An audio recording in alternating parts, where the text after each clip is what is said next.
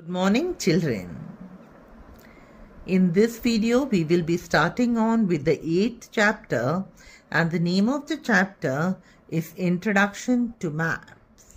So all of you be ready with your books, hold a pencil in hand and an eraser. Okay, so we will start on with the reading of the 8th chapter, Introduction to Map. Now, before starting the chapter, let us solve some of the things which are in the book. It is written in the first exercise, read and answer by ticking the correct box. In this one, the first they are asking, have you ever seen a map? So I think so it should be true, because most of us have seen the map in our books also, and even in school also in some or the other way. Now, have you ever seen the map of the city in which you live? I suppose this should also be true, because the city in which you are living, I think so you should at least have a look at the map of your city. Okay. So the third one, is it important to know directions before studying the maps? This is also true. Directions, they are one of the main elements of map, so we should know about the direction. The fourth is, a political map tells us about the boundaries between states and countries. Okay, I think so this is also true. So all the four, they are true. Now children, we are starting on with the reading of the chapter and the explanation of the chapter. So let us see which are the things we will be studying in this chapter. First of all, we will study what is the meaning of maps and how the maps, they are important to us. Secondly, we will see that the maps, they are also of different types. So we'll see the main types of map, that is physical maps, political maps and thematic maps. Other than this, we will also know about the languages of a map. So these are the things which we will be studying in this chapter. So without delay, let us start on with the reading of the chapter. Children, as you know that our earth, it is very, very big. Okay. It is so big that if we want to study about the earth, we need some of the tools, and even we need the views of the persons, those who are expert in this field. So we need some tools and expertise to study about this earth, which is a very, very huge planet or a big planet.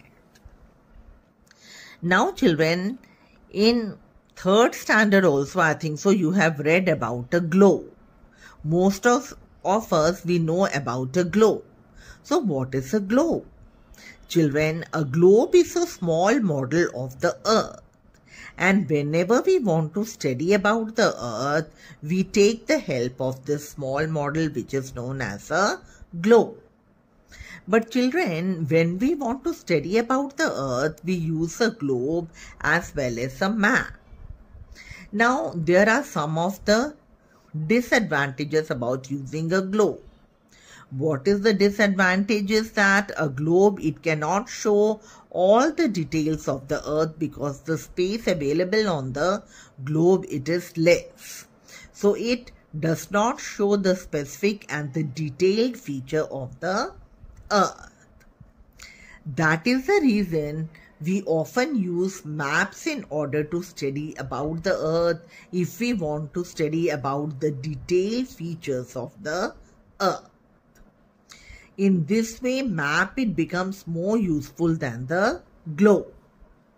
So since in this lesson we are studying about the map, so let us see what is a map.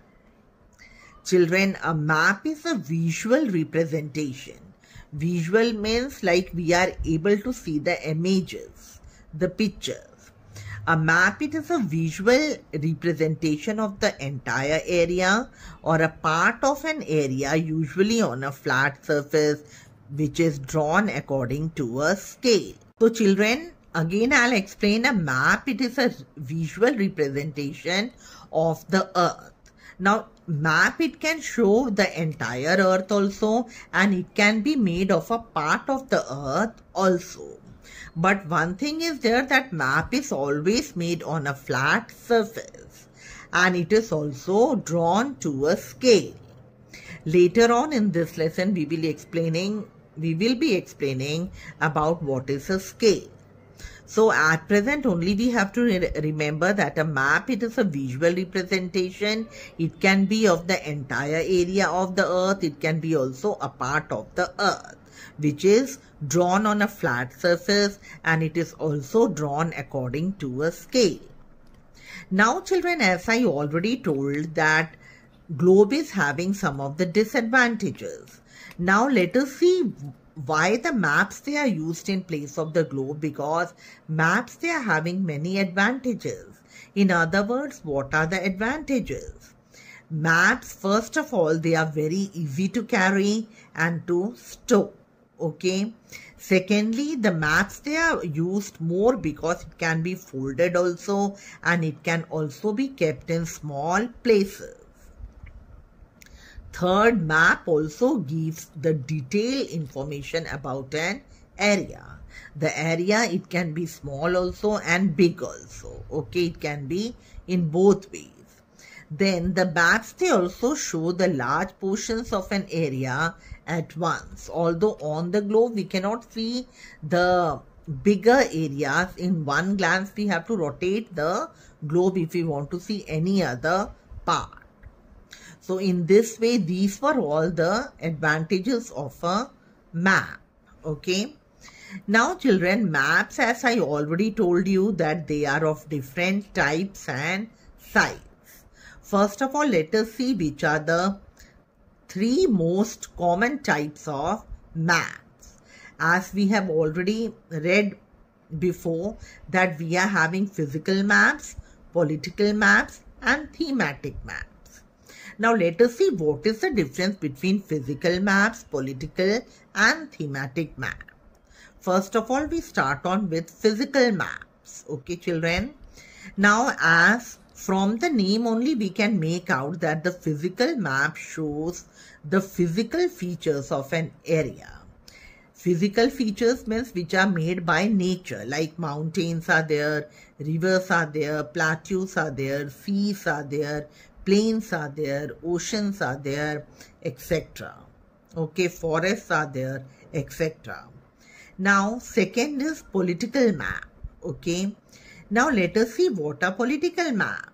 Political map, they show the different countries of the world, and along with the country, they show the capitals also and the state boundaries also. Now, children, the third one is thematic map. Thematic map, they are based on a theme, and from the theme only it has been named as thematic maps.